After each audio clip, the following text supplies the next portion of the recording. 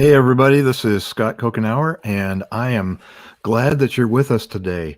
We have a really full program, and we're going to get started right away here. This is Fridays on Excellence. What we are talking about are the components of what it takes to live an excellent life. And we look at it through six different lenses, and one of those lenses is the emotional lens. So we're going to get started right away with the three coaching questions.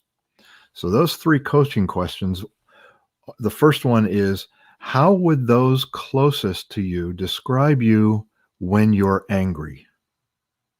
How would those closest to you describe you when you're angry?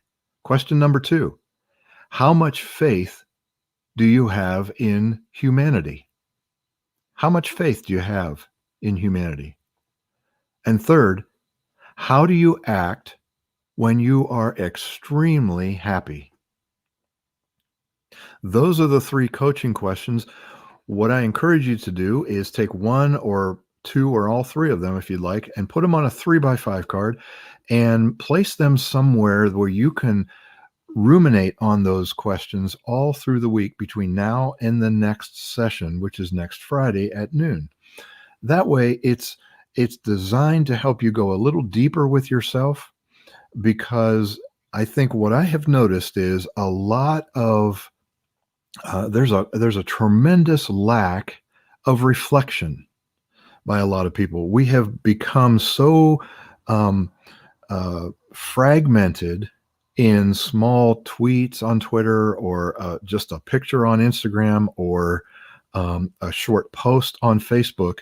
And we haven't really, or maybe we have lost the ability to sit and reflect for a while. But that's where the power is in becoming excellent. It's in the focus of what's going on around you and what you're learning. So those are the three coaching questions. We are going to move into the two pillars of excellence. Every week, what we do is we take the lens or the system that we're focusing on, and we're pointing out two pillars or points of contact. Now, to help me do this today, I have asked Kelley Ashby of Kelley Ashby Consulting to join us. She is the guru of emotional intelligence. She has helped me understand things. She is very good and very astute at picking up on the emotions of other people. She's very self-aware, very others-aware. So, Kelley, thank you for joining us. Absolutely, Scott. Thanks for having me. Yes. And so what we're doing is we're talking about the two pillars of excellence. Let's take the first one. Okay. The first one is, every emotion has a name. Tell us about that. What do we mean by that? Okay. Well, yes, every emotion does have a name. In fact, I just last night read an article about how obviously different cultures even have obviously different names for different emotions that we may not even have in our English language. So most people, about 85% of the time, are completely unaware of what they're feeling. And the detriment, if you will, or the risk at that is that most people's understanding of something like emotional intelligence really underestimates the impact that emotions have on our behaviors, decision making, and performance. And so far in all my work, I have not run across anyone who has said, you know what, Kelley, those three things just aren't important in either my work or my personal life. And so if people had a better understanding of what they're feeling what they're feeling at any moment in time, when we can name it, we can tame it, is kind of the cliche, if you will. But the importance about that is that, we sometimes will just get general and say, I feel good, or I feel bad, or I feel happy, or I feel sad. But when we can drill down and be real granular about what exactly we are feeling, then we can develop strategies that will help us better manage those. Okay. So I have put together an activity for the listeners, the watchers, to be able to kind of unveil this and to get a better idea of what they have been feeling, and how many of those feelings have been positive or productive feelings, and how many of those have been basically unproductive feelings. So what I'd like people to do is set a stopwatch, and for 60 seconds, I want you to think about all of the emotions or feelings you've had over the last 24 hours and jot those down in the space provided on the worksheet. Then what I want you to do is count up, and there's space at the bottom of the sheet to count up the total of how many you could recall. Then the next thing I want you to do, yep, right there in that space, Scott.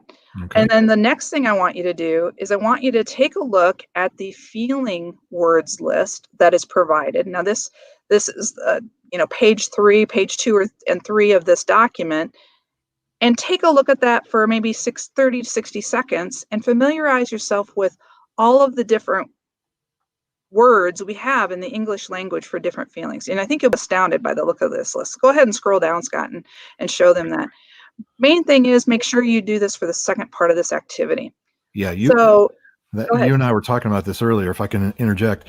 Yeah. If you're doing this exercise, and by the way, we're kind of jumping ahead a little bit with the takeaway, which is fine. Sorry, Scott.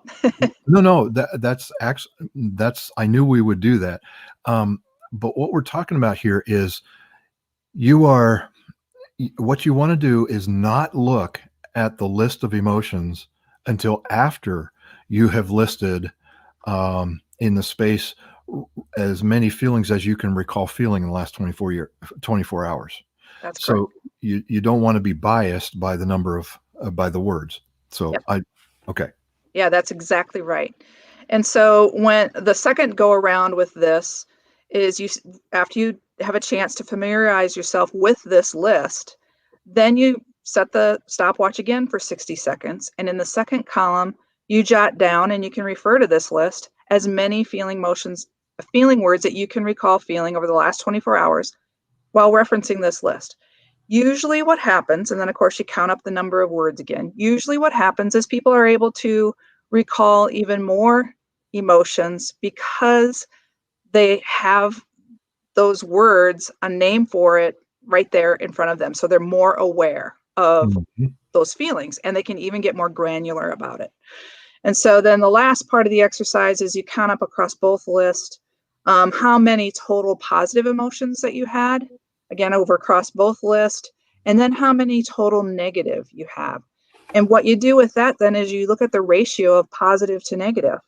And when I talked earlier about the impact that emotions have on our behaviors, performance, and decision making, what I'm talking about is if we find out that, primarily I recalled feeling a lot more negative emotions than positive, then it's really important to take a really good reflection about how did that impact those 3 areas. If you had a lot of negative emotions, then you probably weren't at the top of your game.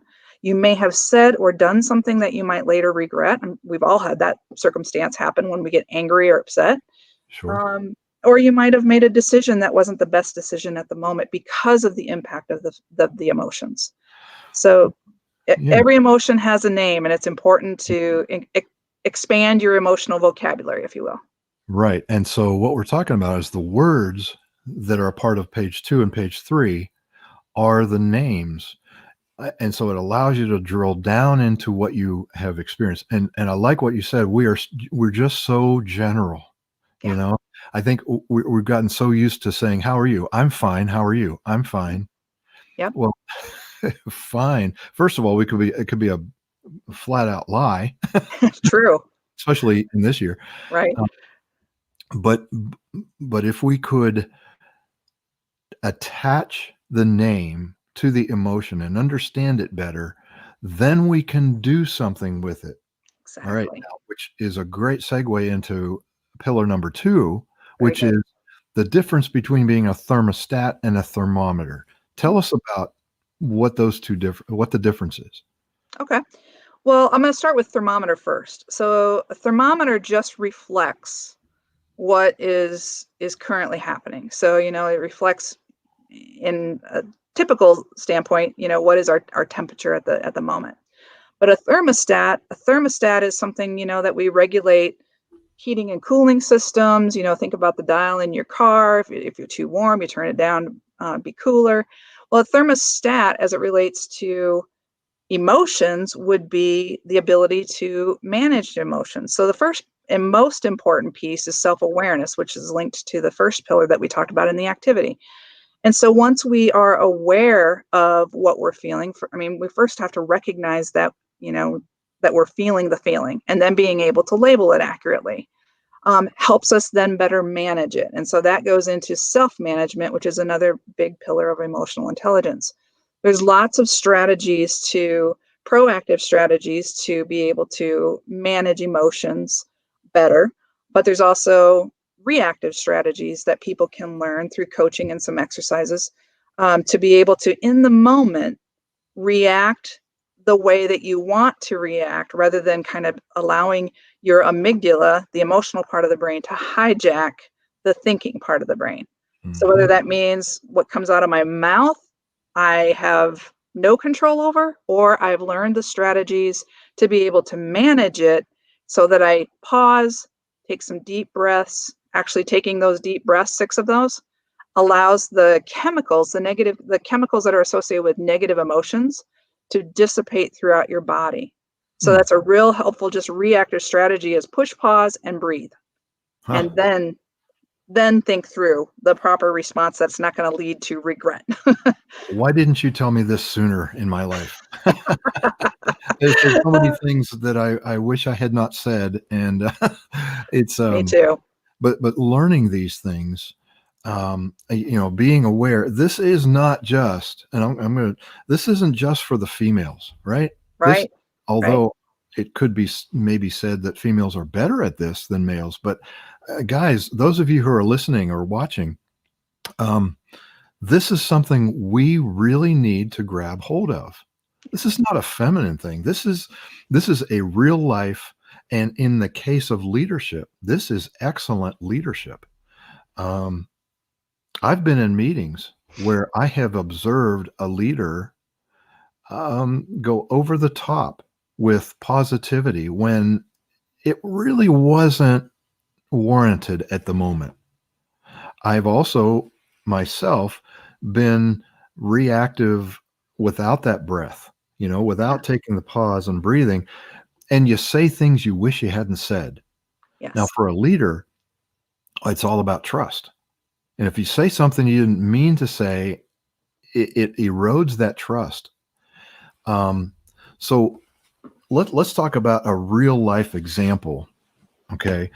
You're in a meeting, or you're meeting with someone over coffee. They say something and it's like one of those, pushes one of your buttons, Right. you just, that evokes that. All of a sudden you say things like, well, what do you mean by that? And sometimes it's not so much the words, but the how we say the words. So we come across, and now all of a sudden they put their defenses up, Yeah. and then you're now engaged in a battle that really didn't have to happen.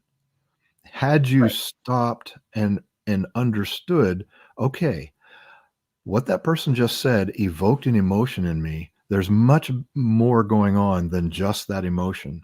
So I'm going to name it, and I have to have the time and space to name it. And I heard a uh, a mentor once tell me that as leaders in organizations, it's our job to regulate the anxiety Yes. in an organization. How much appropriate that is in this year of 2020, when we're going through the pandemic and there's so much uncertainty.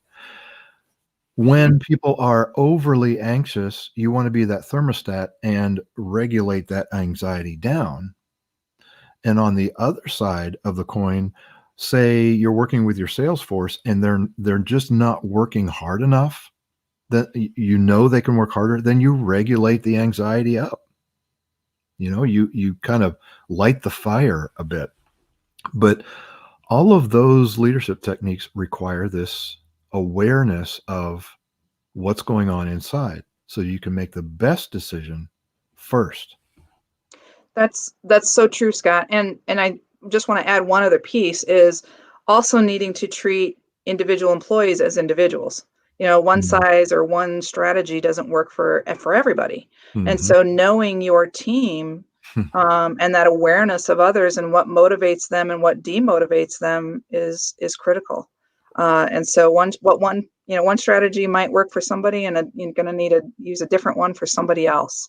But that again goes into building trust because you know your team. Yeah. Yeah. I heard once that you need to teach or you need to treat people more like chess pieces than checkers, right? Yeah. Yeah. Checkers, there's only certain things you can do, but with the chess, each piece does something different. And that's a good point. That's a good point. In fact, I hear some elements in what you just said as a possible next emotional intelligence or emotional excellence episode, which I do want to mention to everyone. Kelley is one of the experts that I'm bringing on the Fridays of Excellence on Excellence show. And so there will be more. And I'm so glad that you joined us, Kelley. This is tremendous. Kelley Ashby is where you can find her is kelleyashbyconsulting.com. If you are a leader of an organization and you want to get more about emotional excellence and the navigating, like it says on the background, navigating your organization's culture, there can't be a better time to do that, because you really need to regulate that culture and be that thermostat in this era that we're in. So Kelley, thank you so much for joining us. I'm going to keep you on here for a second because the next thing on the list is the takeaway. And that takeaway is to download this document, which is called 24 Hours Feeling Assessment, I believe. And that'll be in the Fridays, the servingstrong.com/Friday. And you'll notice that Kelley is tell us a little bit about the Genos. Sure. Yeah, I'm a certified Genos International Emotional Intelligence practitioner and Ignite instructor. Genos is a worldwide company based out of Australia, and they have developed a program as well as an assessment that measures behaviors, emotionally intelligent behaviors. So both from a workplace standpoint as well as a leadership standpoint. So if you lead and supervise others, you can drill down into the behaviors that are important for how you're showing up with your team and with your employees to make sure that you're keeping them at the best of as far as productivity and performance. So that's what the trainings and coaching that I do, and helping companies take a kind of a pulse check on their emotional climate. Okay.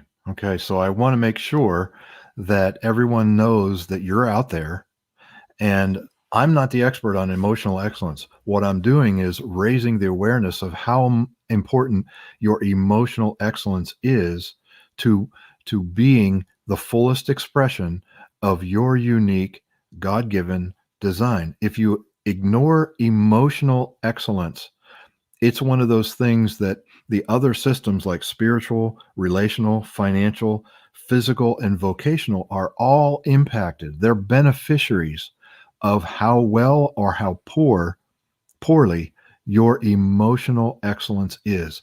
So, Kelley, thank you. This episode, as we're continuing, you can see it's episode number 5. We're starting to get some likes a little bit here and comments. Tim Figley says hi. Hey, Tim. And he also said that he didn't realize how much I look like Dave Ramsey on doing a video. So thank you, Tim, for that.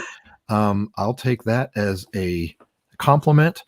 And DL Stickler says, good morning, Scott and Miss Ashby. Thank you. So thank you guys for joining, and thank you for participating. One last thing, let me get to the banners here for a second. So yeah, we're